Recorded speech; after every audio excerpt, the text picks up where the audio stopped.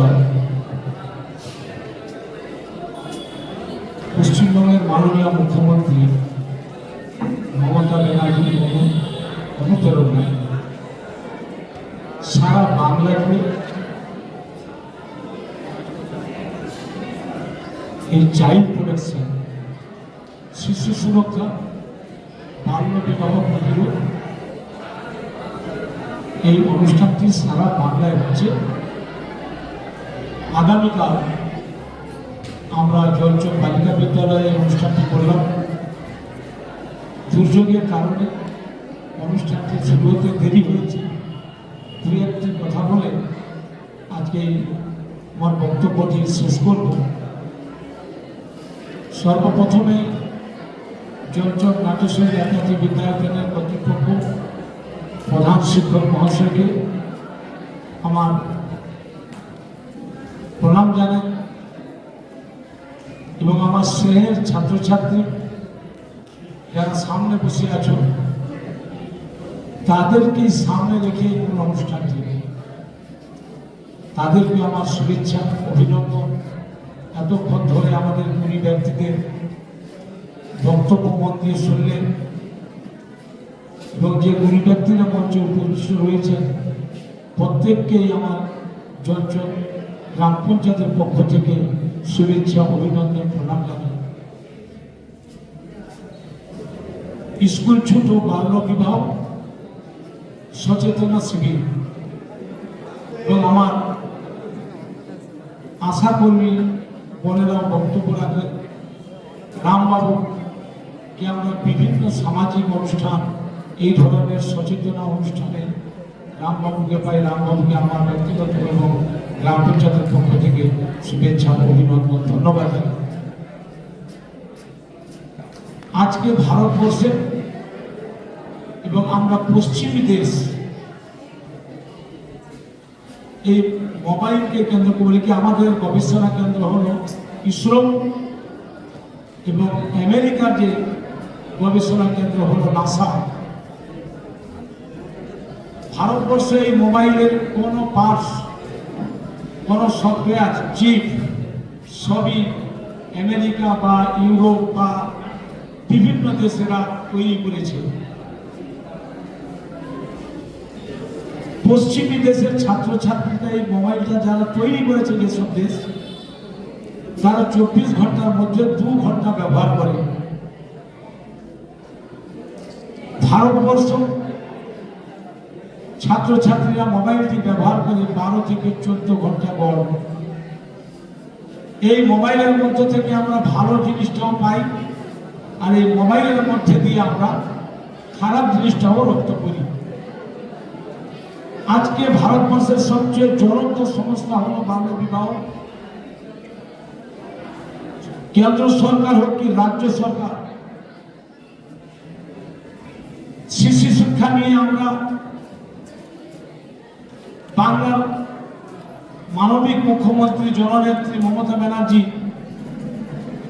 যতগুলি প্রকল্প করেছেন তার চেয়ে সবচেয়ে বেশি করেছে মহিলাদের জন্য। রূপশ্রী ও কন্যাশ্রী, আমার ছোট ছোট স্নেহের কন্যা সমান এবং আমার ছেলের সমান যারা ছাত্রছাত্রীরা রয়েছে, মমতা ব্যানার্জি যে বিশ্ব পূজিত যে প্রকল্পটি রয়েছে সেটা হলো রূপশ্রী এবং কন্যাশ্রী। এটি হলো ছাত্রছাত্রীদের জন্য মুখ্যমন্ত্রীর উপহার।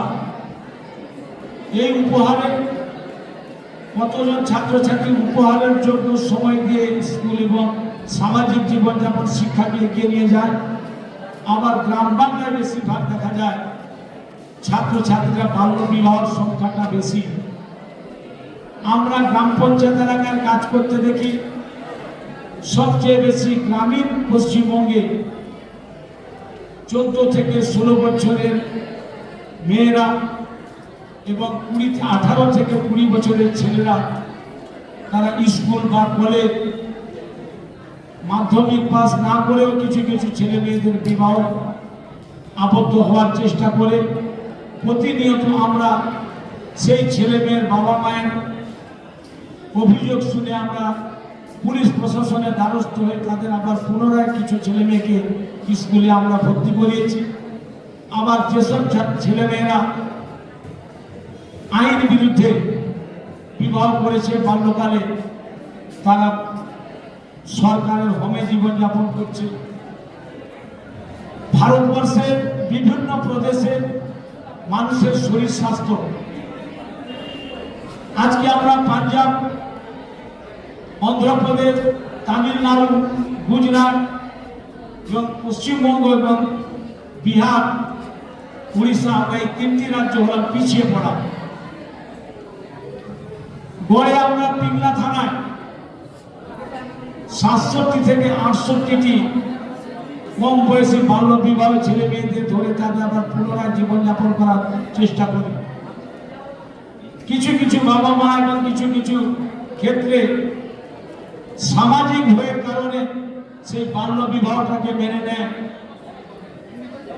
আমার সেই শ্রেণীর ছাত্রছাত্রীকে বলবো, এক সময় ভারতবর্ষ পুরুষ শাসিত ভারতবর্ষ বলে পরিচিত ছিল, কিন্তু আজকের দিনে না।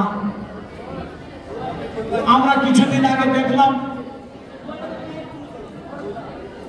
যে ভারত পাকিস্তানের যুদ্ধ মধ্যে দিয়ে সন্ত্রাসবাদীর হামলায় সুফিয়া কুরেশি ভারতবর্ষকে যেভাবে পরিচিত হয়েছে, ভারতবর্ষের কাছে গর্ব, বিশ্বের কাছে আমরা গর্বিত। একজন মেয়েও যুদ্ধের জাহাজ চালাতে পারে এবং যুদ্ধের ক্ষেত্রে কাজ করছে। আজকে যারা আমার সামনে বসে আছো, তোমরাই ভারতবর্ষের ভবিষ্যৎ। যদি আমরা কম বয়সে বিয়ে করি, আমরা যদি শিক্ষা লাভ না করি, যেমন শরীর স্বাস্থ্যের বিষয় রয়েছে, শিক্ষা মানেই চাকরি নয়। শিক্ষার মধ্য দিয়ে দেশ গড়তে হয়, শিক্ষার মধ্য দিয়ে ভারতবর্ষকে চিনতে হবে, শিক্ষার মধ্য দিয়ে গ্রামকে গড়তে হবে, শিক্ষার মধ্য দিয়ে আমাদের সচেতনতা বাড়াতে হবে। শিক্ষাই পৃথিবীকে আলোর দিশা দেখায়। ভারতবর্ষকে তোমরা আলোর দিশা দেখাবে, বাংলাকে আলোর দিশা দেখাবে, নিজের গ্রামকে আলোর দিশা দেখাবে। ভুলকে দূর করে সত্যকে আবিষ্কার করে শিক্ষা। শিক্ষা যদি আমাদের পরিপূর্ণ না হয়, কম বয়সে যদি আমরা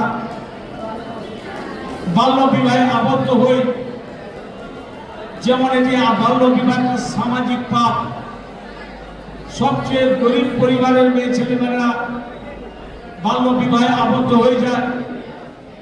তাই মাননীয় মুখ্যমন্ত্রী যেমন ক্লাস 8 পর্যন্ত দুপুরের খাবার ব্যবস্থা করেছে, ঠিক স্কুলে কলেজে বিভিন্নভাবে উনি সাহায্য সহযোগিতার হাত বাড়িয়ে দিয়েছে। কলেজে ছাত্রছাত্রীকে ভর্তি করার জন্য রাজ্য সরকার টাকা দেয়। আবার স্কুলে 8 পর্যন্ত ছাত্রছাত্রীদের জন্য বই, খাতা, জামা কাপড়, যাতে কোনো বাংলার ছেলে মেয়েরা অশিক্ষায় না থাকে, স্কুল ছুট না থাকে এবং কম বয়সে যাতে কোনো ছেলে মেয়েরা বিবাহে আবদ্ধ না হয়, তার জন্য কন্যাশ্রী, রূপশ্রী উপহার দিয়েছেন। আমাদের গুণী ব্যক্তিরা যে বক্তব্যগুলি রেখেছেন এবং আমার শ্রেণীর ছাত্রীরা গানের মধ্য দিয়ে যে আজকের এই মূল বক্তব্যকে তুলে ধরেছেন, ওনাদের শুভেচ্ছা অভিনন্দন জানাই। আগামী দিনে এই গুণী ব্যক্তিদের এই বক্তব্যগুলিকে বাস্তবায়ন করতে গেলে এই বক্তব্যগুলিকে হৃদয়ের মধ্যে রেখে আগামী দিনে যাতে আমরা শিক্ষা লাভ করতে পারি এবং সঠিক সময়ে বিবাহ আবদ্ধ হব, বাল্য বিবাহ করবো না। আমরা কোনো স্কুল ছুট, ছেলে মেয়ের বন্ধু বান্ধবী থাকলে তাদেরও শিক্ষার জন্য আমরা অনুপ্রাণিত করব। এই বলে সবাইকে আবার পুনরায় শুভেচ্ছা অভিনন্দন জানিয়ে আমি আমার ক্ষুদ্র বক্তব্য শেষ করি।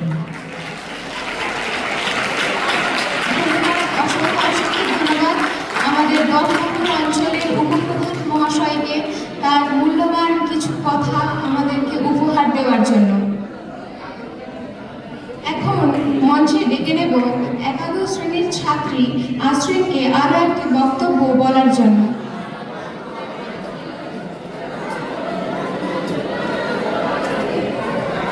আরেকটি নৃত্যের দ্বারা আমরা আমাদের অনুষ্ঠানের শুভ সূচনা করব।